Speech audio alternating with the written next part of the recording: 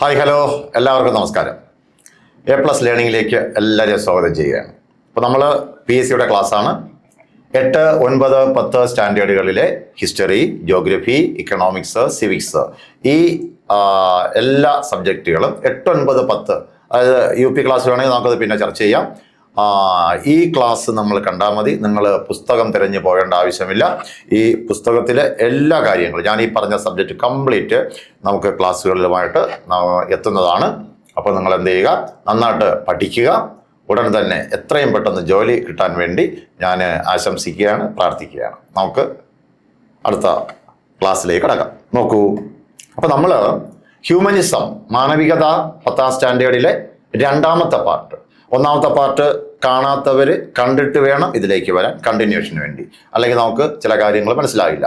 അപ്പോൾ നോക്കിക്കൊള്ളൂ, ഇനി നമുക്ക് പറയേണ്ടത് നമ്മൾ ലാസ്റ്റിലെ കഴിഞ്ഞ പാർട്ടിൽ പഠിച്ചു ചേർത്തി എന്താണ്, ഏതൊക്കെ മേഖലകളിലാണ് ഈ നവോത്ഥാനം മാറ്റങ്ങൾ വരുത്തിയതെന്ന് പറഞ്ഞു അല്ലേ.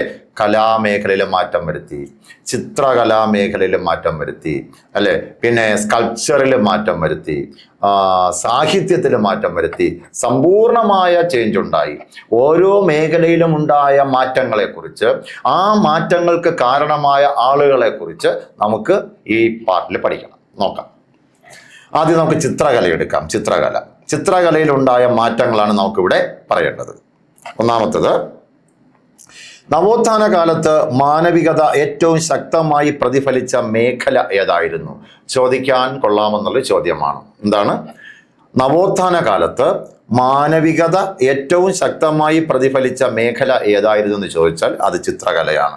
ചോദ്യം ഒന്നുകൂടെ, നവോത്ഥാന കാലഘട്ടത്തിൽ മാനവികത, കഴിഞ്ഞ ക്ലാസ് നമ്മൾ കണ്ടു എന്താണ് മാനവികത എന്ന്. ആ മാനവികത ഏറ്റവും ശക്തമായി പ്രതിഫലിച്ച മേഖല ഏതായിരുന്നു? അത് ചിത്രകലയായിരുന്നു. ഇറ്റാലിയൻ ചിത്രകാരനായ ജിയോവന്നി ബെല്ലിനി വരച്ച ചിത്രം ഏതാണ്? അത് വിട്ടുപോയതാണ് കേട്ടോ വേട്. അപ്പൊ നോക്കിക്കോളൂ, നമ്മൾ എന്താ പറഞ്ഞത്? Italian ചിത്രകാരനായ Giovanni ബെല്ലിനി. യൂറോപ്യന്മാരുടെ പേരാണ്. പേരിത്തിരി പാടായിരിക്കും, പറഞ്ഞു പഠിക്കുക. അപ്പോൾ ഇവിടെ ഒരു ഇറ്റാലിയൻ ചിത്രകാരൻ ഉണ്ടായിരുന്നു. അദ്ദേഹത്തിന്റെ പേര് ജിയോവന്നി ബെല്ലിനി എന്നായിരുന്നു. ഒന്നുകൂടെ പറ, ജിയോവന്നി ബെല്ലിനി. ഈ ജിയോവന്നി ബെല്ലിനി വരച്ച പ്രധാനപ്പെട്ട ചിത്രം ഏത് എന്ന് ചോദിച്ചാൽ അത് ആഗണി ഇൻ ദ ഗാർഡൻ എന്ന ചിത്രമാണ്. അതിൻ്റെ മലയാളം പൂന്തോട്ടത്തിലെ വേദന എന്നാണ്. അപ്പോൾ ആരാണ് ആഗണി ഇൻ ദ ഗാർഡൻ അഥവാ പൂന്തോട്ടത്തിലെ വേദന എന്ന ചിത്രം വരച്ചത്? ആ ചിത്രം വരച്ച ഇറ്റാലിയൻ ചിത്രകാരന്റെ പേരെന്താണ്? ജിയോവന്നി ബെല്ലിനി എന്നായിരുന്നു. എന്താണ് agony in the garden? Jesus Christ, യേശു ക്രിസ്തു ഒരു മലമുകളിലിരുന്ന് പ്രാർത്ഥിക്കുന്നു. യേശുക്രിസ്തു പ്രാർത്ഥിക്കുമ്പോൾ അദ്ദേഹത്തിന്റെ ശിഷ്യന്മാർ അദ്ദേഹത്തിന്റെ ചുറ്റും കിടന്നുറങ്ങുന്നു. അതേസമയം യേശുക്രിസ്തുവിനെ ക്രൂശിക്കാൻ പിടിക്കാൻ വേണ്ടി പടയാളികൾ അകലെ നിന്നും വരുന്നു. ഇത്രയും കാര്യങ്ങൾ വളരെ തന്മയത്വത്തോടുകൂടി ബ്യൂട്ടിഫുൾ ആയിട്ട് വരച്ച ചിത്രമാണ് ഏത്? Agony in the garden. അപ്പോൾ ആഗണി ഇൻ ദ ഗാർഡൻ അഥവാ പൂന്തോട്ടത്തിലെ വേദന എന്ന ചിത്രം വരച്ച ഇറ്റാലിയൻ ചിത്രകാരന്റെ പേര് ജിയോവന്നി ബെല്ലിനി. ഇപ്പൊ അങ്ങ് പഠിച്ചോ, ജിയോവന്നി ബെല്ലിനി. ചിത്രത്തിന്റെ പേര് agony in the garden. Malayalam പരിഭാഷ പൂന്തോട്ടത്തിലെ വേദന. ക്ലിയർ? വരച്ചാളിന്റെ പേര് മറക്കരുത്, അദ്ദേഹത്തിന്റെ ചിത്രവും മറക്കരുത്. ഇതെന്നെ അടുത്ത് നോക്കിക്കൊള്ളൂ. ഇനി മറ്റൊരാളുടെ പേര് നമ്മൾ പറയുകയാണെ, അദ്ദേഹത്തിന്റെ പേര് മസാച്ചിയോ എന്നാണ്. മസാച്ചിയോ ചെയ്ത് എന്താണെന്ന് അറിയാമോ?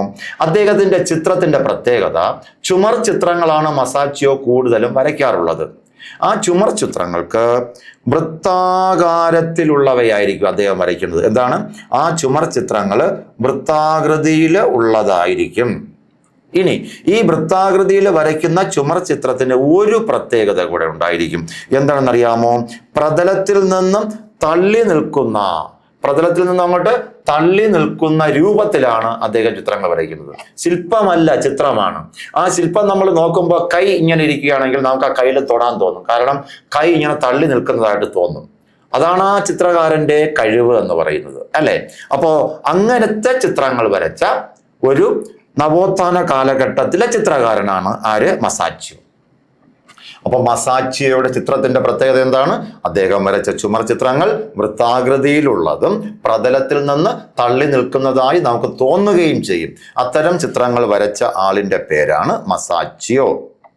അപ്പൊ നോക്കിക്കൊള്ളൂ, ആദ്യം പറഞ്ഞ ആളിന്റെ പേര് ജിയോവന്നി ബെല്ലിനിയാണ്. ആഗണി ഇൻ ദ ഗാർഡൻ, പൂന്തോട്ടത്തിലെ വേദന വരച്ചു. അടുത്ത് മസാച്ചിയോയെ കുറിച്ച് പറയുന്നു. മസാച്ചിയോ വൃത്താകാരത്തിലുള്ളതും പ്രതലത്തിൽ നിന്ന് തള്ളി നിൽക്കുന്നതുമായ എന്ന് പറഞ്ഞാൽ അങ്ങനെ തോന്നിക്കുന്നതാണ് കേട്ടോ, ആയ ചിത്രങ്ങൾ വരച്ചത് മസാച്ചിയോ ആണ്. അടുത്ത ആളുടെ പേര് അടുത്ത ആള് മനുഷ്യ ശരീരത്തെക്കുറിച്ച് ശാസ്ത്രീയമായി പഠനം നടത്തിയ നവോത്ഥാന ചിത്രകാരൻ. പരീക്ഷയ്ക്ക് ചോദിച്ചിട്ടുണ്ട്. ഇത് പണ്ട് ഡിഗ്രിക്ക് പഠിക്കാനുള്ള ടോപ്പിക്കാണ് അല്ലെ. അപ്പൊ ഇവിടെ മനുഷ്യ ശരീരത്തെക്കുറിച്ച് ശാസ്ത്രീയമായി പഠനം നടത്തിയ നവോത്ഥാന ചിത്രകാരന്റെ പേരെന്താണ്? ഇദ്ദേഹം ഒരു ശാസ്ത്രജ്ഞനല്ല, ഇദ്ദേഹം ഒരു ഡോക്ടറല്ല, അദ്ദേഹം ഒരു ചിത്രകാരനാണ്. പക്ഷേ അദ്ദേഹം എന്ത് പഠിച്ചിട്ടുണ്ട്?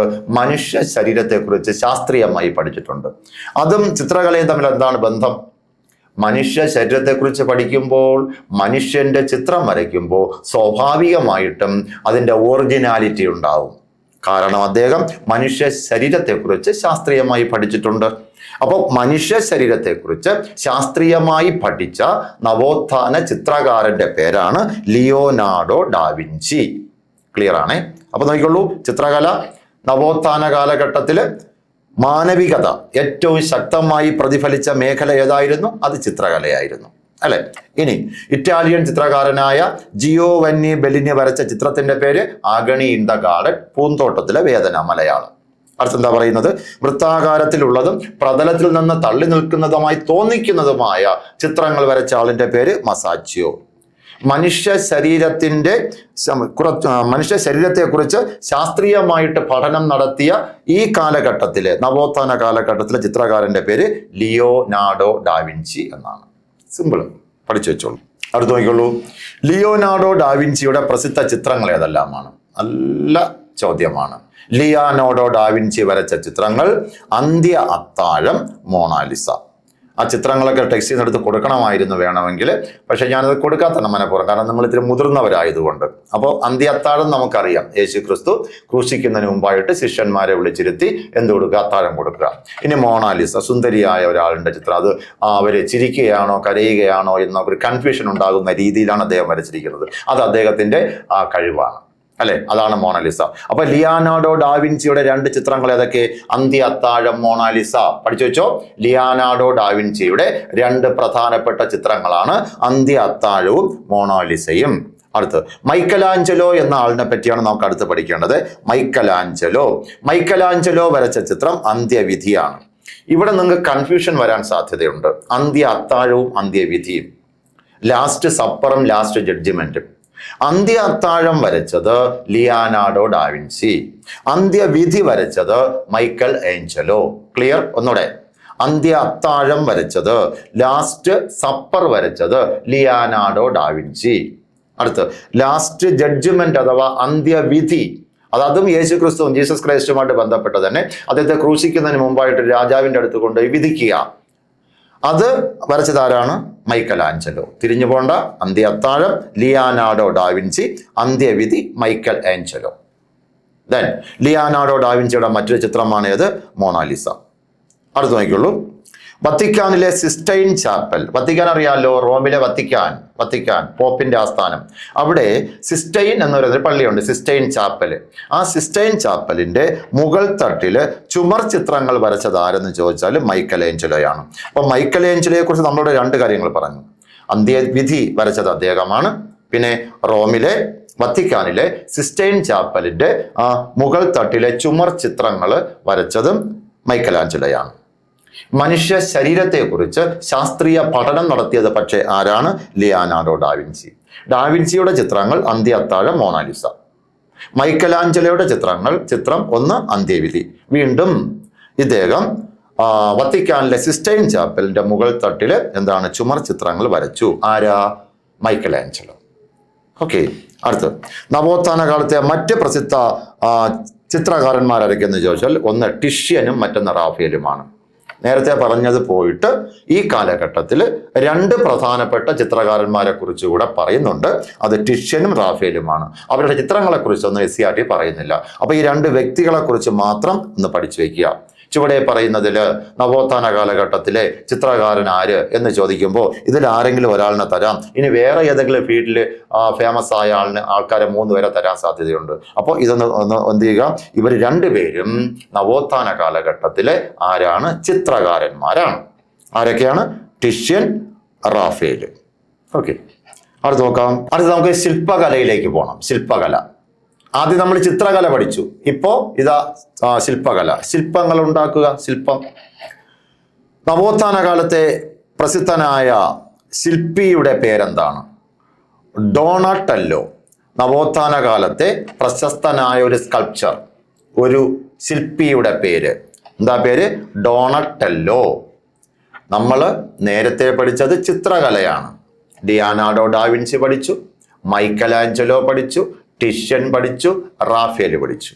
ഇവിടെ നമുക്ക് പറയേണ്ടത് നവോത്ഥാന കാലഘട്ടത്തിലെ പ്രസിദ്ധനായ ശില്പിയുടെ പേരാണ്. ഡോണാറ്റെല്ലോയാണ്. ഡോണാറ്റെല്ലോ അല്ലെ? അദ്ദേഹത്തിൻ്റെ എന്തൊക്കെയാണ് സേവനങ്ങളെന്ന് നോക്കാം. മധ്യകാല ഗോത്തിക് ശൈലിയിൽ നിന്നും ശില്പകലയെ മോചിപ്പിച്ചത് ആരെന്ന് ചോദിച്ചാൽ ഡോണാറ്റെല്ലോയാണ്. ഡോണാറ്റെല്ലോ. ഇതിന്റെ ഇംഗ്ലീഷാണ് ഇവിടെ കാണിച്ചിരിക്കുന്നത്. അതായത് ഗോത്തിക് ശൈലി എന്ന് പറഞ്ഞാൽ വലിയ വലിയ ബിൽഡിങ്ങുകൾ, ആ ബിൽഡിങ്ങിന്റെ മുകളിൽ ഇങ്ങനെ സ്തൂപങ്ങൾ പോലെ ഇങ്ങനെയൊക്കെ നിർമ്മിക്കും. ഇതിനെയാണ് ഗോത്തിക് ശൈലി എന്ന് പറയുന്നത്. അപ്പോൾ ആ ഗോത്തിക് ശൈലിയിൽ നിന്നും ഒരു മാറ്റം വരുത്തിയത് ആരാണ്? ഡോണാറ്റെല്ലോയാണ്. മധ്യകാല ഗോത്തിക് ശൈലിയിൽ നിന്നും മാറ്റങ്ങൾ വരുത്തി പുതിയ ശില്പകലയുടെ മാനങ്ങൾ കണ്ട വ്യക്തിയാണ് ആര്? നമ്മുടെ ഡോണാറ്റെല്ലോ. അദ്ദേഹത്തിന്റെ പ്രസിദ്ധ ശില്പങ്ങൾ ഏതെല്ലാം? ഡോണാറ്റെല്ലോയുടെ പ്രസിദ്ധമായ ചിത്രങ്ങൾ ഏതെല്ലാം? ഒന്ന് ദാവീദ്. ഇംഗ്ലീഷിൽ തന്നെ ഡേവിഡ് എന്ന് പറയും കേട്ടോ. ദാവീദ് അഥവാ ഡേവിഡ്. ദാവീദ് അഥവാ ഡേവിഡ്. എന്താണ് ദാവീദ് എന്ന ആ ഡേവിഡിന്റെ പ്രത്യേകത? ഒരു കാലിൽ തൻ്റെ ശരീരഭാരം മുഴുവൻ താങ്ങുന്ന ഒരു കൗമാരക്കാരനെ അങ്ങനെ നിർമ്മിച്ചു വെച്ചിരിക്കുകയാണ്. ഒരു കാല്, അതായത് ഒറ്റക്കാലിൽ ഒരു കൗമാരക്കാരൻ നിൽക്കുന്നു. അത് നല്ല ഭംഗിയായിട്ട് അദ്ദേഹം ഒരു ശില്പമായിട്ട് വെച്ചിട്ടുണ്ട്. ആ നിൽക്കുന്ന യുവാവിന്റെ പേരെന്താണ്? ദാവീദ്. ഇംഗ്ലീഷിൽ തന്നെ ഡേവിഡ് എന്ന് പറയാം. 2 ദാവീദുമാരുണ്ട് കേട്ടോ. വേറൊരു ദാവീദ് കൂടി വരുന്നുണ്ട്. അപ്പോൾ ഡൊണാറ്റെല്ലോ നിർമ്മിച്ച ദാവീദ് എന്ന ശില്പത്തിന്റെ പ്രത്യേകത ഒറ്റക്കാലിൽ നിൽക്കുന്ന ചെറുപ്പക്കാരൻ ദാവീദ്. മനസ്സിലായല്ലോ? അടുത്ത് ഗത്താമലാത്ത. അദ്ദേഹത്തിന്റെ മറ്റൊരു മറ്റൊരു ശില്പമാണ് ഗത്താമലാത്ത. പാടാണേ, നിങ്ങൾ സ്വന്തമായിട്ട് വായിച്ചതൊന്നും കിട്ടില്ല. നന്നായിട്ട് മനസ്സിലാക്കി പഠിക്കുക. അപ്പോൾ ഡൊണാറ്റെല്ലോയുടെ രണ്ടാമത്തെ ശില്പത്തിന്റെ പേര് ഗത്താമലാത്ത. എന്താണ് ഗത്താമലാത്ത എന്ന് പറഞ്ഞാൽ? അത് മറ്റൊന്നുമല്ല, കുതിരപ്പുറത്തിരിക്കുന്ന ഒരു യോദ്ധാവിന്റെ ശില്പം. അപ്പോ ഡൊണാറ്റെല്ലോയുടെ 2 നിർമ്മിതികൾ ഏതെല്ലാം? ഒന്ന് ദാവീദ് അഥവാ ഡേവിഡ്. ദാവീദ് എന്താണ് ചെയ്യുന്നത്? തൻ്റെ ശരീരഭാരം മുഴുവനും ഒറ്റക്കാലിൽ നിർത്തിയിരിക്കുന്നു. ഒരു കാലിങ്ങനെ ഉയർത്തി നിൽക്കുന്ന ദാവീദ്. രണ്ടാമത്തെ ചിത്രത്തിന്റെ പേരെന്താണ്? ഗത്താമലാത്തയാണ്. എന്താ ഗത്താമലാത്തയുടെ പ്രത്യേകത? കുതിരപ്പുറത്തിരിക്കുന്ന ഒരു യോദ്ധാവിന്റെ രൂപമാണ്, ഈ ശില്പമാണ് ഗത്താമലാത്ത എന്ന് പറഞ്ഞാൽ ക്ലിയർ ആണ്. അപ്പൊ നോക്കിക്കോളൂ, ദാവീദും ഗത്താമലാത്തയും നിർമ്മിച്ചത് ആരാണ്? ഡൊണാറ്റെല്ലോ. ഒന്നുകൂടെ, ഡൊണാറ്റെല്ലോയുടെ 2 നിർമ്മിതികൾ ഏതെല്ലാം? ഒന്ന് ദാവീദ് അഥവാ ഡേവിഡ്, മറ്റൊന്ന് ഗത്താമലാത്ത. ദാവീദ് എന്താണ്? ഒറ്റക്കാലിൽ നിൽക്കുന്ന ഒരു വെങ്കല പ്രതിമയാണ്, യുവാവാണ് ദാവീദ്. എന്താണ് ഗത്താമലാത്ത? കുതിരപ്പുറത്തിരിക്കുന്ന ഒരു യോദ്ധാവിന്റെ ശില്പമാണ് ഗത്താമലാത്ത. ഇത് 2 നിർമ്മിച്ചത് ഡൊണാറ്റെല്ലോ. മറക്കണ്ട. അടുത്ത് നോക്കിക്കൊള്ളൂ. ഇനി മൈക്കലേഞ്ചലോ വീണ്ടും വരികയാണ്. നമ്മൾ ചിത്രകലയിൽ മൈക്കലേഞ്ചലോയെ പറ്റി പറഞ്ഞു, അന്ത്യവിധി അല്ലെ, പിന്നെ സിസ്റ്റൈൻ ചാപ്പലൊക്കെ പറഞ്ഞു. ഇവിടെ അദ്ദേഹം ഒരു ചിത്രകാരൻ മാത്രമല്ല, അദ്ദേഹം ഒരു നല്ല ശില്പിയും കൂടെയാണ്. അദ്ദേഹത്തിന്റെ ശില്പം എന്താണെന്ന് നോക്കൂ. മൈക്കലാഞ്ചലോയുടെ ശില്പം പിയത്ത. മൈക്കലാഞ്ചലോയുടെ വളരെ ഫേമസ് ആയിട്ടുള്ള ഒരു പിക്ചറല്ല, രൂപമാണ്. അദ്ദേഹം ഉണ്ടാക്കിയ രൂപമാണ് ഏത്? പിയത്ത. എന്താ പിയത്ത എന്ന് പറഞ്ഞാൽ മറ്റൊന്നുമല്ല, യേശുക്രിസ്തുവിന്റെ ശരീരം മരിച്ചതിന് ശേഷം യേശുക്രിസ്തുവിന്റെ ശരീരം തൻ്റെ മാതാവ് മറിയം മടിയിൽ കിടത്തിയിരിക്കുന്ന ഒരു രൂപം. അത് നിർമ്മിച്ചത് ആരാണ്? മൈക്കലാഞ്ചലോ. ആ രൂപത്തിന്റെ പേരാണ് പിയത്ത. പിയാത്ത എന്നും പറയും. അപ്പൊ എന്താ പിയാത്ത? പിയാത്ത നിർമ്മിച്ചത് ആരാണ്? മൈക്കലാഞ്ചലോയാണ്. എന്താ പിയാത്തയുടെ പ്രത്യേകത? ക്രിസ്തുവിന്റെ ശരീരം മടിയിൽ കിടത്തിയിരിക്കുന്ന അമ്മ മേരി, ആ രൂപത്തെ നമ്മൾ ഈ ചാപ്റ്ററിന്റെ തുടക്കത്തിൽ കൊടുത്തുള്ള പിക്ചറിൽ ഒന്ന് അതാണ്, പിയാത്തയാണ് അല്ലെ. അതിനെയാണ് നമ്മൾ എന്താ പറയുന്നത്? പിയത്ത എന്ന് പറയുന്നത്. അപ്പൊ പിയത്ത നിർമ്മിച്ചത് ആരാണ്? നമ്മുടെ മൈക്കലാഞ്ചലോയാണ്. ദെൻ അടുത്ത് അദ്ദേഹത്തിന്റെ രണ്ടാമത്തെ, ഇത് ഒന്നാമത്തത്, രണ്ടാമത്തെ ശില്പമാണ് വീരനായ ദാവീദ്. ദാവീദ് രണ്ടുണ്ടെന്ന് ഞാൻ പറഞ്ഞു. ഒന്ന് നമ്മുടെ ഡൊണാറ്റല്ലോയുടെ ദാവീദ്, അത് ഒറ്റക്കാലിൽ നിൽക്കുന്ന ദാവീദാണ്. ഇവിടെ മറ്റൊരു വീരനായ ദാവീദിനെയാണ് ആര് നിർമ്മിച്ചത്? മൈക്കലാഞ്ചലോ നിർമ്മിച്ചത്. അപ്പോ ദാവീദ് ഡൊണാറ്റല്ലോയും നിർമ്മിച്ചിട്ടുണ്ട്, മൈക്കലാഞ്ചലോയും നിർമ്മിച്ചിട്ടുണ്ട്. ഡൊണാറ്റല്ലോയുടെ ദാവീദിന്റെ പ്രത്യേകത എന്താണ്? ഒറ്റക്കാലിൽ നിൽക്കുന്ന ദാവീദ്. ഇവിടുത്തെ ദാവീദ് എന്താണ്? വീരനായ ഒരു ദാവീദിനെയാണ് ഇദ്ദേഹം ഇവിടെ സൃഷ്ടിച്ചത്, ഉണ്ടാക്കിയിട്ടുള്ളത് അല്ലെ. അപ്പൊ നോക്കൂ, ശില്പകല നമ്മൾ എന്തൊക്കെ പറഞ്ഞു? നവോത്ഥാന കാലഘട്ടത്തെ ഏറ്റവും പ്രധാനപ്പെട്ട സ്കൾപ്ചർ അഥവാ ശില്പിയാര്? ഡൊണാറ്റല്ലോ ആണ്. മധ്യകാല ഗോത്തിക് നമുക്ക് പറയാം. അടുത്ത് ഞാൻ വ്യക്തമായിട്ട് ഇത് ഈ രൂപമാണ് ഗോത്തിക് ശൈലി എന്ന് പറയുന്നത്. അത് പറയുന്നുണ്ട് എന്താണെന്ന് അടുത്തത് നമുക്ക് പറയാം. മധ്യകാല ഗോത്തിക് ശൈലിയിൽ നിന്നും ശില്പകലയെ മോചിപ്പിച്ചത് ഈ ഡൊണാറ്റല്ലോയാണ്. ഡൊണാറ്റല്ലോയുടെ പ്രസിദ്ധമായ ശില്പങ്ങൾ ഏതെല്ലാം? ഒന്നാമത്തത് ദാവീദാണ്, അഥവാ ഡേവിഡാണ് ഇംഗ്ലീഷില്. ഒറ്റക്കാലിൽ നിൽക്കുന്ന, ശരീരഭാരം മുഴുവൻ താങ്ങുന്ന ഒരു കൗമാരക്കാരൻ, ഒറ്റക്കാലിൽ ശരീരഭാരം മുഴുവൻ താങ്ങിക്കൊണ്ട് നിൽക്കുന്ന ഒരു കൗമാരക്കാരന്റെ ശില്പമാണ് ദാവീദ് എന്ന് പറയുന്നത്. ഇദ്ദേഹം നിർമ്മിച്ച ദാവീദ്. പിന്നെ ഗത്താമലാത്ത, കുതിരപ്പുറത്തിരിക്കുന്ന ഒരു സൈനികൻ, യോദ്ധാവ്. ഇനി മൈക്കലാഞ്ചലോയുടെ ആണെങ്കിലോ പിയത്ത. എന്താ പിയത്ത? അതായത് യേശുക്രിസ്തുവിന്റെ ശരീരം മാതാവ് തൻ്റെ അമ്മ മേരി മടിയിൽ കിടത്തിയിരിക്കുന്ന ശില്പം നിർമ്മിച്ചത് മൈക്കലാഞ്ചലോ. മൈക്കലാഞ്ചലോയുടെ രണ്ടാമത്തെ ശില്പം എന്താണ്? അത് വീരനായ ദാവീദാണ്. അവിടെ ഒറ്റക്കാലൻ ദാവീദ് ഡൊണാറ്റല്ലോ, വീരനായ ദാവീദ് മൈക്കലാഞ്ചലോ. എളുപ്പം. അവിടെ നോക്കിയുള്ളൂ, ഈ കാലഘട്ടത്തെ, നവോത്ഥാന കാലഘട്ടത്തിലെ വാസ്തുവിദ്യയുടെ പുരോഗതി എന്തൊക്കെയാണ്? എന്തൊക്കെ നേട്ടങ്ങൾ കൈവരിച്ചു നോക്കാം. വാസ്തുവിദ്യാ രംഗത്ത് പുതിയ ശൈലിക്ക് തുടക്കം കുറിച്ചത് ആരാണ്? അതായത് ഫിലിപ്പോ ബ്രൂണലെസ്കി എന്ന് പറയുന്ന ഒരു വാസ്തുവിദ്യക്കാരനാണ് വാസ്തുവിദ്യാ രംഗത്ത് പുതിയ ശൈലിക്ക് തുടക്കമിടുന്നത്. പേരിത്തിരി കടുപ്പമാണ്. ഫിലിപ്പോ ബ്രൂണലെസ്കി. യൂറോപ്യന്മാരുടെ പേരാണ്, അങ്ങനെ തന്നെ ഇരിക്കും, പഠിച്ചെടുത്തല്ലേ പറ്റുള്ളൂ. അപ്പൊ എന്താണ്? ഫിലിപ്പോ ബ്രൂണലെസ്കി. വാസ്തുവിദ്യാ രംഗത്ത് പുതിയ ശൈലിക്ക് തുടക്കം കുറിച്ച നവോത്ഥാന കാലഘട്ടത്തെ വ്യക്തിയാണ് ആര്? ഫിലിപ്പോ ബ്രൂണലെസ്കി. അപ്പൊ ഫിലിപ്പോ ബ്രൂണലെസ്കി ഒരു വാസ്തുവിദ്യക്കാരനാണ്. നോക്കാം, അദ്ദേഹം കൊണ്ടുവന്ന പരിഷ്കാരത്തിന്റെ പ്രത്യേകത എന്താണ്? നമ്മുടെ ബ്രൂണലെസ്കിയുടെ എന്താണ്? ഗോത്തിക് ശൈലിക്ക് പകരമായി കെട്ടിടങ്ങളുടെ മുകളിൽ താഴികക്കുടങ്ങൾ നിർമ്മിച്ചു. അതാണ് പ്രത്യേകത. ഗോത്തിക് ശൈലി കെട്ടിടങ്ങളുടെ മുകളിൽ ഇതാണ്, സ്തൂപമാണ്. അപ്പോൾ ഇദ്ദേഹം കൊണ്ടുവന്ന കെട്ടിടങ്ങളുടെ മുകളിൽ എന്താണ്? താഴികക്കുടങ്ങളാണ്, താഴികക്കുടങ്ങൾ പോലെ. അപ്പോൾ ഗോത്തിക് ശൈലിക്ക് പകരമായി കെട്ടിടങ്ങളുടെ മുകളിൽ താഴികക്കുടങ്ങൾ നിർമ്മിച്ച വാസ്തുവിദ്യക്കാരനാര് ഈ കാലഘട്ടത്തിലെ? ആരാണ്? ഫിലിപ്പോ ബ്രൂണലെസ്കിയാണ്. ദെൻ പുതിയ ശൈലിയിലെ ഏറ്റവും പ്രധാനപ്പെട്ട നിർമ്മിതിയായി പറയപ്പെടുന്നത് ഏതാണ്? Saint Peter's basilica, Rome. അറിയാമല്ലോ, പോപ്പിന്റെ ആസ്ഥാനമാണ് സെന്റ് പീറ്റേഴ്സ്, അല്ലെങ്കിൽ പോപ്പിന്റെ കത്തീഡ്രലാണ് ഏത്? സെന്റ് പീറ്റേഴ്സ് ബസിലിക്ക എന്ന് പറയുന്നത്. അത് നിർമ്മിച്ചത് ഏത് രൂപത്തിലാണ്? ഈ പുതിയ വാസ്തുവിദ്യത്തിലാണ്. അപ്പോൾ സെന്റ് പീറ്റേഴ്സ് ബസിലിക്കയുടെ മുകളിൽ ഇങ്ങനെയുള്ള ഈ ഒരു ഇതുണ്ട്, പറയുന്നത്? താഴികക്കുടം ഉണ്ട് അല്ലെ. വളരെ വലിയൊരു താഴികക്കുടം നമുക്കത് കാണാൻ പറ്റും. യെസ്. അപ്പോൾ നോക്കിക്കോളൂ, പുതിയ ശൈലിയുടെ പ്രധാനപ്പെട്ട നിർമ്മിതി ഏതാണ്? സെന്റ് പീറ്റേഴ്സ് ബസിലിക്ക റോമില് നിർമ്മിച്ചിട്ടുള്ളത് ഈ താഴികക്കുടം പോലെ. അടുത്ത് ഈ നിർമ്മാണത്തിന്, അതായത് സെന്റ് പീറ്റേഴ്സ് ബസിലിക്കായുടെ താഴികക്കുട നിർമ്മാണത്തിന് നേതൃത്വം നൽകിയത് ആരൊക്കെ? അതാരൊക്കെയാണ്? മൈക്കലാഞ്ചലോയുണ്ട്, ബ്രമാന്തയുണ്ട്. രണ്ടുപേരാണ്. അതായത് സെന്റ് പീറ്റേഴ്സ് ബസിലിക്കായിലെ ഈ പുതിയ ശൈലിക്ക് നിർമ്മാണത്തിന് നേതൃത്വം കൊടുത്തത് ആരൊക്കെയാണ്? മൈക്കലാഞ്ചലോയും ഉണ്ട്, ബ്രമാന്തയും ഉണ്ട്. മൈക്കലാഞ്ചലോ ഒന്ന് ഇവിടെ തെറ്റുണ്ട്, മൈക്കലാഞ്ചലോ പിന്നെ ബ്രമാന്തേ. കണ്ടോ, മൈക്കലാഞ്ചലോയ്ക്ക് നമ്മൾ 3 ഫീൽഡിലും അദ്ദേഹം കടന്നു വരികയാണ്. ഏതൊക്കെ? ചിത്രകല പറഞ്ഞു അല്ലെ, രണ്ടാമത്തത് പറഞ്ഞു, അതുകൊണ്ട് ശില്പവിദ്യ. ഇവിടെ വാസ്തുവിദ്യയിലും ആരുണ്ട്? മൈക്കലാഞ്ചലോയുണ്ട്. സെന്റ് പീറ്റേഴ്സ് ബസലിക്കായിലെ ആ നിർമ്മാണ പ്രവർത്തനങ്ങൾക്ക് ഈ ടോംബ് അല്ലെങ്കിൽ താഴികക്കുടങ്ങളുടെയൊക്കെ നിർമ്മാണത്തിന് പ്രധാനപ്പെട്ട പങ്ക് വഹിച്ചതിൽ ഒരാള് മൈക്കലാഞ്ചലോ, മറ്റൊരാള് ബ്രമാന്തയാണ്. എന്താണ് ഗോത്തിക് ശൈലി എന്ന് പറഞ്ഞാൽ? ഗോത്തിക് ശൈലി എന്ന് പറഞ്ഞാൽ കെട്ടിടങ്ങളുടെ മുകളില് മുനയുള്ള കമാനങ്ങൾ നിർമ്മിക്കുക. അതായത് കെട്ടിടങ്ങളിൽ ഇവിടെ ഈ മുനയുള്ള കമാനങ്ങൾ, അതാണ് പണ്ടത്തെ ഗോത്തിക് ശൈലി, നവോത്ഥാനത്തിന് മുമ്പുള്ള ഗോത്തിക് ശൈലി അത് ഉദയം ചെയ്തത്, ഇത് ആരംഭിക്കുന്നത്, ഗോത്തിക് ശൈലിക്ക് തുടക്കം കുറിച്ച രാജ്യം ഫ്രാൻസ് ആണ്. അപ്പൊ എന്താണ് ഗോത്തിക് ശൈലി എന്ന് പറഞ്ഞാൽ? കെട്ടിടങ്ങളിൽ മുനയുള്ള കമാനങ്ങൾ നിർമ്മിക്കുന്നതിനെയാണ് ഗോത്തിക് ശൈലി എന്ന് പറയുന്നത്. ഗോത്തിക് ശൈലി യൂറോപ്പിൽ ആദ്യമായി രൂപം കൊണ്ടത് എവിടെയാണ്? ഫ്രാൻസിലാണ്. അപ്പൊ ഗോത്തിക് ശൈലി രൂപം കൊണ്ട രാജ്യം ഫ്രാൻസ്. യെസ്. വാസ്തുവിദ്യയിൽ നമ്മൾ പറഞ്ഞത് എന്തൊക്കെയാണ്? വാസ്തുവിദ്യാ രംഗത്ത് പുതിയ ശൈലിക്ക് തുടക്കം കുറിച്ചത് ആരാണ്? ഫിലിപ്പോ ബ്രൂണലെസ്കിയാണ്.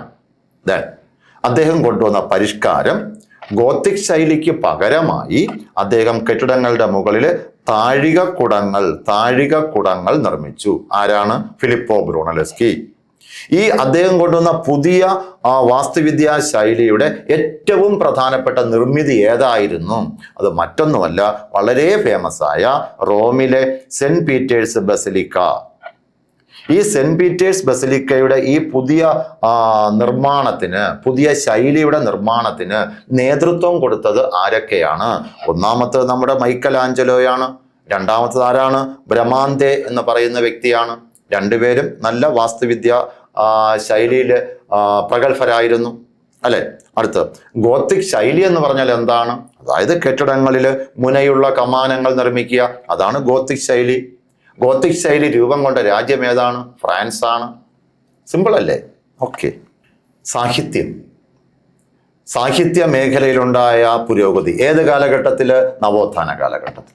നമ്മൾ കല പറഞ്ഞു, അതിനടുത്ത് നമ്മൾ എന്താ പറഞ്ഞത്? വാസ്തുവിദ്യ പറഞ്ഞു, ശില്പവിദ്യ പറഞ്ഞു, പിന്നെ വാസ്തുവിദ്യ പറഞ്ഞു. ഇപ്പൊ ഇതാ സാഹിത്യം കൂടെ പഠിച്ചിട്ട് നമുക്ക് ഈ പാർട്ട് വൈൻഡ് അപ്പ് ചെയ്യാം. പിന്നെ ഈ ചാപ്റ്ററിൽ പിന്നെ ഒരു പാർട്ടും കൂടെ കാണുള്ളൂ. അപ്പോൾ ആ പാർട്ടും കൂടെ ആകുമ്പോൾ ഈ ഫസ്റ്റ് ചാപ്റ്റർ, ഹ്യൂമനിസം, മാനവികത എന്ന ചാപ്റ്റർ തീരുകയാണ്. ഓക്കെ. അപ്പൊ നോക്കാം എന്തൊക്കെ ഇവിടെ പറഞ്ഞു. സാഹിത്യത്തിൽ പറയുന്ന കാര്യങ്ങൾ. നവോത്ഥാനകാല സാഹിത്യകാരന്മാർ ഏത് ഭാഷയ്ക്ക് പകരമാണ് പ്രാദേശിക ഭാഷകൾ സ്വീകരിച്ചത്? ലാറ്റിൻ ഭാഷ. അതായത് നവോത്ഥാനം ഉണ്ടാകുന്നതിന് മുമ്പ് മധ്യകാലഘട്ടത്തില് ആളുകൾ യൂസ് ചെയ്തിരുന്ന ലാംഗ്വേജ് ലാറ്റിൻ ഭാഷയാണ്. അത് ആഢ്യന്മാർക്ക് മാത്രമേ കൈകാര്യം ചെയ്യാൻ പാടുള്ളൂ. പുരോഹിതന്മാര്, പ്രഭുക്കന്മാര്, ഇവരൊക്കെ കൈകാര്യം ചെയ്തിരുന്ന ഭാഷയാണ് ഏത്? ലാറ്റിൻ ഭാഷ. നമ്മളെ ഇവിടുത്തെ ഇന്ത്യയിൽ പണ്ട് സംസ്കൃതം പറയാനും പഠിക്കാനും കൈകാര്യം ചെയ്യാനും ബ്രാഹ്മിൺസിന് മാത്രമേ അവകാശം ഉണ്ടായിരുന്നുള്ളൂ. ദേവഭാഷയാണ്. ദേവലോകത്ത് ദേവന്മാർ സംസാരിക്കുന്ന ഭാഷയായിട്ടാണ് സംസ്കൃതത്തെ കരുതിയിരുന്നത്. അതുകൊണ്ട് സാധാരണക്കാരന് അപ്രാപ്യമായിരുന്നു സംസ്കൃതം. അതുപോലെ യൂറോപ്യൻ രാജ്യങ്ങളിൽ സാധാരണക്കാരന് അപ്രാപ്യമായിരുന്ന ലാംഗ്വേജ് ആണ് ലാറ്റിൻ. അപ്പോൾ നവോത്ഥാനം വന്നപ്പോൾ പണ്ഡിതന്മാർ ലാറ്റിൻ അങ്ങ് കളഞ്ഞു. സാധാരണക്കാരന് വായിച്ച് മനസ്സിലാക്കുന്ന അവന്റെ ലാംഗ്വേജുകളിൽ എന്ത് ചെയ്യുന്നു? പുസ്തകങ്ങൾ എഴുതി. അതാണ്. അപ്പൊ നോക്കുള്ളൂ, നവോത്ഥാനകാല സാഹിത്യകാരന്മാർ ഏത് ഭാഷയ്ക്ക് പകരം ജനങ്ങളുടെ പ്രാദേശിക ഭാഷകൾ സ്വീകരിച്ചു? ലാറ്റിൻ ഭാഷയെ കളഞ്ഞിട്ട് സാധാരണക്കാരന്റെ ഭാഷ കൊണ്ടുവന്നു. ഇത് ചോദിക്കാൻ കൊള്ളാമെന്നുള്ള ചോദ്യമാണ്. ഓക്കെ. അടുത്ത് ഇനി ഓരോ സാഹിത്യകാരന്മാരും അവരുടെ വർക്കുകളുമാണ് പറയാൻ പോകുന്നത്. വളരെ ശ്രദ്ധിച്ചിരിക്കുക, കൂടെ പറഞ്ഞാലും കുഴപ്പമില്ല. ആദ്യം പറയുന്ന ആളിന്റെ പേര് ദാന്തെ എന്നാണ്. ആദ്യത്തെ സാഹിത്യകാരന്റെ പേര് ദാണ്ടെ എന്നും പറയും. ഡാൻഡെ എന്നും പറയും. ഡാൻഡെ ഇംഗ്ലീഷിൽ പറയുന്നത് ഇങ്ങനെയാണ് കേട്ടോ, ഡാൻഡെ. ഡാൻഡെ രചിച്ച കൃതിയാണ് ഡിവൈൻ കോമഡി. അപ്പോ ഡിവൈൻ കോമഡി എന്ന പുസ്തകം നവോത്ഥാന കാലഘട്ടത്തിൽ രചിച്ചതാര്? സാധാരണക്കാരന്റെ ഭാഷയിൽ ദാന്തെ അഥവാ ഡാൻഡെ. ഡാൻഡെയുടെ കൃതി ഡിവൈൻ കോമഡി. എന്താണ് ഇതിന്റെ കണ്ടന്റ്? അതായത് ഈ ഡാൻഡെ ഒരു സാങ്കല്പിക യാത്ര നടത്തുകയാണ്. സ്വപ്നാടനം എന്നൊക്കെ വേണമെങ്കിൽ പറയാം. അദ്ദേഹം പോയത് എവിടെയൊക്കെയാണ്? ശുദ്ധീകരണ സ്ഥലത്ത് പോയി, നരകത്തിൽ പോയി, സ്വർഗത്തിൽ പോയി. ഇവിടങ്ങളിലൂടെയുള്ള ഒരു സാങ്കല്പിക യാത്രയെക്കുറിച്ചാണ് ഡിവൈൻ കോമഡിയിൽ പറയുന്നത്. ഇതെല്ലാം ക്രിസ്തു മതവുമായി, പ്രത്യേകിച്ച് കാത്തലിക്സുമായി ബന്ധപ്പെട്ട കാര്യങ്ങളാണ്. കാത്തലിക്സിന്റെ വിശ്വാസം അനുസരിച്ച് ഒരു വ്യക്തി മരിച്ചാൽ ആ വ്യക്തി ആദ്യം പോകുന്നത് ശുദ്ധീകരണ സ്ഥലത്താണ്, അതായത് പർഗേറ്ററി എന്ന് പറയും. അദ്ദേഹത്തിൻ്റെ പാവങ്ങളൊക്കെ അവിടെ കിടന്ന് ഭയങ്കരമായിട്ട് കുഴഞ്ഞു മറിഞ്ഞ ഒരു കാലഘട്ടം ആണ് ഈ ശുദ്ധീകരണ സ്ഥലത്തെ ജീവിതം എന്ന് പറഞ്ഞാൽ. ശുദ്ധീകരണ സ്ഥലത്ത് നിന്നും അദ്ദേഹത്തെ ശുദ്ധീകരിച്ചതിന് ശേഷം പാവങ്ങളൊക്കെ മെഷർ ചെയ്തതിന് ശേഷം ഒന്നുകിൽ നരകത്തിലേക്കോ അല്ലെങ്കിൽ സ്വർഗത്തിലേക്കോ തള്ളിയിടും. അപ്പോൾ നരകത്തിലും സ്വർഗത്തിലും പോകുന്നതിന് മുമ്പ് മരിച്ചു കഴിഞ്ഞാൽ ആദ്യത്തെ സ്ഥലം കത്തോലിക്കക്കാരുടെ വിശ്വാസം അനുസരിച്ച് ശുദ്ധീകരണ സ്ഥലമാണ്, പിന്നെ നരകം, പിന്നെ സ്വർഗം. അപ്പൊ ഇദ്ദേഹം ഒരു സാങ്കല്പിക യാത്ര നടത്തിയത് ഈ 3 സ്ഥലത്തിലൂടെ കൂടെയാണ് അല്ലെ. ഏത് പുസ്തകത്തിന്റെ കണ്ടന്റ് ആണത്? Divine comedy. ഹാസ്യാത്മകമായി എഴുതിയൊരു പുസ്തകമാണ്, സഭയെ താറടിച്ച് കാണിക്കാൻ വേണ്ടി. അപ്പോൾ ഡാന്റെ എഴുതിയ പുസ്തകത്തിന്റെ പേര് ഡിവൈൻ കോമഡി. ആ പുസ്തകത്തിൽ എന്താ പറയുന്നത്? ശുദ്ധീകരണ സ്ഥലം, നരകം, സ്വർഗം എന്നിവയിലൂടെയുള്ള സാങ്കല്പിക യാത്രയാണ്. ഓക്കെ, അടുത്ത് രണ്ടാമത്തെ ആളിതാ വരുന്നു, പെട്രാർക്ക്. പെട്രാർക്കിന്റെ പ്രസിദ്ധ കൃതി ഏതാണ്? പെട്രാർക്ക് രചിച്ച പ്രസിദ്ധ കൃതി ലോറയ്ക്ക് എഴുതിയ പ്രണയഗീതങ്ങൾ. അപ്പോ സോണറ്റ്സ് പ്രണയഗീതം ആർക്ക്? ലോറയ്ക്ക്, തൻ്റെ കാമുകിയായ ലോറയ്ക്ക് എഴുതിയ പ്രണയഗീതങ്ങൾ. ആരാണത് എഴുതിയത്? പെട്രാർക്ക്. അടുത്ത് പറയുന്നത് ബൊക്കാച്ചിയോ. മൂന്നാമത്തെ സാഹിത്യകാരന്റെ പേര് ബൊക്കാച്ചിയോ. ബൊക്കാച്ചിയോ രചിച്ച കൃതിയുടെ പേര് ഡക്കാമറൻ. ബൊക്കാച്ചിയോയുടെ കൃതി ഏതാ? ഡക്കാമറൻ. അപ്പൊ ഡക്കാമറൻ എഴുതിയത് ആരാണ്? ബൊക്കാച്ചിയോ. 3 പേരായ ദാന്തെ ഡിവൈൻ കോമഡി, പെട്രാർക്ക് ലൗറയ്ക്ക് എഴുതിയ പ്രണയഗീതങ്ങൾ, ബൊക്കാച്ചിയോ, ഡക്കാമറൻ. അടുത്ത് നിക്കോളോ മാക്കിയാവെല്ലി, അടുത്തയാളുടെ പേര്. സാഹിത്യകാരന്മാരാണ്. ഏത് കാലഘട്ടത്തിലെ? നവോത്ഥാന കാലഘട്ടത്തിലെ. 4ാമത്തെ ആളാണ് ആര്? 1, 2, 3, 4 നിക്കോളോ മാക്കിയാവെല്ലി. അദ്ദേഹത്തിന്റെ കൃതിയാണ് ദ പ്രിൻസ്. അപ്പോൾ ദ പ്രിൻസ് എന്ന ഗ്രന്ഥം അല്ലെങ്കിൽ കൃതി രചിച്ചത് ആരാണ്? നിക്കോളോ മാക്കിയാവെല്ലിയാണ്. നിക്കോളോ മാക്കിയാവെല്ലി ഈ പുസ്തകം രചിച്ചത് എന്തിനു വേണ്ടിയാണ്? രാഷ്ട്രീയ ചിന്തകളാണ് ദ പ്രിൻസിലുള്ളത്. പരീക്ഷയ്ക്ക് ചോദിക്കാമേ, ദ പ്രിൻസിന്റെ കണ്ടന്റ് എന്താണ്? പ്രതിപാദ്യ വിഷയം എന്താണ്? അതിനെക്കുറിച്ചാണ്. രാഷ്ട്രീയ കാര്യങ്ങളെക്കുറിച്ച്, രാഷ്ട്രീയ ചിന്തകളെക്കുറിച്ച് മാക്കിയാവെല്ലി എഴുതിയ പുസ്തകമാണ് ദ പ്രിൻസ്. ദെൻ സ്ത്രീകൾക്ക് ഉന്നത വിദ്യാഭ്യാസം നൽകണമെന്ന് വാദിച്ച ഇറ്റാലിയൻ എഴുത്തുകാരിയാണ്, ഒരു ലേഡി റൈറ്ററെ കുറിച്ച് പറയുകയാണ്. സ്ത്രീകൾക്ക് ഉന്നത വിദ്യാഭ്യാസം നൽകണം എന്ന് വാദിച്ച ഒരു ഇറ്റാലിയൻ സാഹിത്യകാരിയുടെ പേര്, ഒരു ഇറ്റാലിയൻ പണ്ഡിതയുടെ പേര് എന്താണ്? അവരുടെ പേര് കസാന്ദ്ര ഫെഡലെ എന്നാണ്. വല്ലാത്ത പേരാണ്, കസാന്ദ്ര ഫെഡലെ. അപ്പൊ കസാന്ദ്ര ഫെഡലെ നവോത്ഥാന കാലഘട്ടത്തിൽ ഇറ്റലിയിൽ ജീവിച്ചിരുന്ന ഒരു വനിതാ എഴുത്തുകാരിയാണ്. ശ്രദ്ധിക്കണം. അതായത് ഈ കാലഘട്ടത്തിൽ ഇറ്റലിയിൽ ജീവിച്ചിരുന്ന ഒരു വനിതാ എഴുത്തുകാരിയാണ് ആര്? കസാന്ദ്ര ഫെഡലെ. ഒന്നുകൂടെ മനസ്സ് ഇങ്ങോട്ട് കൊണ്ടുപോവാ, നമുക്ക് നോക്കാം. നവോത്ഥാന കാല സാഹിത്യകാരന്മാർ ഏത് ആട്യ ഭാഷയാണ് മാറ്റിവെച്ചത്? ലാറ്റിൻ ഭാഷ. അവർ ഏത് ഭാഷ സ്വീകരിച്ചു? പ്രാദേശിക ഭാഷ, ജനങ്ങൾ കൈകാര്യം ചെയ്യുന്ന ഭാഷ. പുസ്തകങ്ങളും എഴുത്തുകാരും. ആദ്യം എഴുതിയ എഴുത്തുകാരൻ്റെ പേര് ഡാന്റെയാണ്. ആദ്യത്തെ എഴുത്തുകാരൻ്റെ പേര് ഡാന്റെയാണ്. ഡാന്റെ രചിച്ച കൃതി ഡിവൈൻ കോമഡി. ഡിവൈൻ കോമഡിയിലൂടെ ഡാന്റെ എന്താണ് സഭയെ പരിഹസിക്കുന്നത്? അദ്ദേഹം ഒരു സാങ്കല്പിക യാത്ര പോയി. എവിടെയൊക്കെയാണ്? ശുദ്ധീകരണ സ്ഥലം, നരകം, സ്വർഗം, ഇതൊക്കെ ഉണ്ട് എന്ന് കത്തോലിക്ക സഭ ജനങ്ങളെ പഠിപ്പിച്ചു വെച്ചൊക്കെയാണ്. അതില്ല എന്ന് വരുത്തി തീർക്കാൻ വേണ്ടിയാണ് അദ്ദേഹം ഇങ്ങനെ ഒരു സാങ്കല്പിക യാത്ര പോയി എന്നൊക്കെ പറയുന്നത്. Yes, okay. അടുത്ത പറയുന്നത് പെട്രാർക്കിന്റെ പ്രസിദ്ധമായ കൃതി ഏതാണ്? പെട്രാർക്കിനെ പറ്റി പറയുന്നു, ലോറയ്ക്ക് എഴുതിയ പ്രണയഗീതങ്ങളാണ്. അടുത്ത് നമുക്ക് ബൊക്കാച്ചിയോയിലേക്ക് പോയാലോ. ബൊക്കാച്ചിയോയുടെ കൃതിയാണ് ഏത്? Decameron. Then Niccolo Machiavelli. Niccolo Machiavelli എഴുതിയ പുസ്തകത്തിന്റെ പേര് ദ പ്രിൻസ്. ദ പ്രിൻസിന്റെ കണ്ടന്റ് എന്താണ്? പ്രതിപാദ്യ വിഷയം എന്താണ്? രാഷ്ട്രീയ ചിന്തകളാണ്. സ്ത്രീകൾക്ക് ഉന്നത വിദ്യാഭ്യാസം നൽകണം എന്ന് ആവശ്യപ്പെട്ട ഇറ്റലിയിലെ എഴുത്തുകാരിയുടെ പേരെന്താണ്? എന്താ അവരുടെ പേര്? കസാന്ദ്ര ഫെഡലെ എന്നാണ് അവരുടെ പേര്. എളുപ്പമല്ലേ? ഓക്കെ, നോക്കൂ. ഇറ്റലിക്ക് പുറത്തുള്ള രാജ്യങ്ങളിലെ മറ്റെഴുത്തുകാരൊക്കെയാണ്? ഇപ്പൊ നമ്മൾ തൊട്ട് മുമ്പ് പറഞ്ഞത് എല്ലാ ഇറ്റലിക്കാരാണ്, ഇറ്റാലിയൻ എഴുത്തുകാരാണ്. ഇറ്റലിക്ക് പുറത്തും നവോത്ഥാന കാലഘട്ടത്തിൽ കുറേ പണ്ഡിതന്മാരുണ്ടായിട്ടുണ്ട്. അത് ആരൊക്കെ നോക്കാം. അപ്പോൾ ആദ്യം നമുക്ക് സാഹിത്യകാരന്മാരുടെ പേര്, പിന്നെ അവരുടെ കൃതികൾ ഏതൊക്കെയാണ്, അവരുടെ രാജ്യം ഏതൊക്കെയാണ്. നേരത്തെ നമ്മൾ കണ്ടതെല്ലാം ഇറ്റലിക്കാരാണെന്ന് ഓർമ്മിച്ചോളണം. ഇനി ഇറ്റലിക്ക് പുറത്ത് നവോത്ഥാന കാലഘട്ടത്തിൽ എഴുതപ്പെട്ട പുസ്തകങ്ങളും എഴുത്തുകാരും രാജ്യങ്ങളും നോക്കാം. ആദ്യം നമുക്ക് പറയേണ്ടത് ഇറാസ്മസിനെ കുറിച്ചാണ്. ഇറാസ്മസ് അദ്ദേഹം എഴുതിയ പുസ്തകത്തിന്റെ പേര് ഇൻ പ്രൈസ് ഓഫ് ഫോളി. മലയാളത്തിൽ അത് വിഡ്ഢിത്തത്തിന്റെ സ്തുതി എന്ന് പറയും. അതും സഭയ്ക്കെതിരെ എഴുതിയ പുസ്തകമാണ്. ഏതാണ്? ഇറാസ്മസിന്റെ പുസ്തകത്തിന്റെ പേര് in praise of folly. In praise of folly എന്ന പുസ്തകം രചിച്ചത് ഏത് രാജ്യക്കാരനാണ്? നെതർലൻഡ്സ്. അപ്പൊ ഇറാസ്മസ് ഏത് രാജ്യക്കാരനാണ്? നെതർലൻഡുകാരനാണ്. ഇറാസ്മസിന്റെ രാജ്യം നെതർലൻഡ്. രണ്ടാമത്തെ സാഹിത്യകാരൻ ജെഫ്രി ചോസർ. ജെഫ്രി ചോസറിന്റെ കൃതി കാൻറ്റർബറി ടൈൽസ് എന്നോ കാൻറ്റർബറി കഥകളെന്നോ പറയാം. ജെഫ്രി ചോസർ ഏത് രാജ്യക്കാരനാണ്? ബ്രിട്ടീഷുകാരനാണ്, ഇംഗ്ലണ്ടുകാരനാണ്. മൂന്നാമത്തെ ഈ കാലഘട്ടത്തിലെ നവോത്ഥാന കാലഘട്ടത്തിലെ ഒരു എഴുത്തുകാരനാണ് തോമസ് മോർ. തോമസ് മോറിന്റെ കൃതി ഉട്ടോപ്പിയ. Thomas more ഇംഗ്ലണ്ടുകാരനാണ്.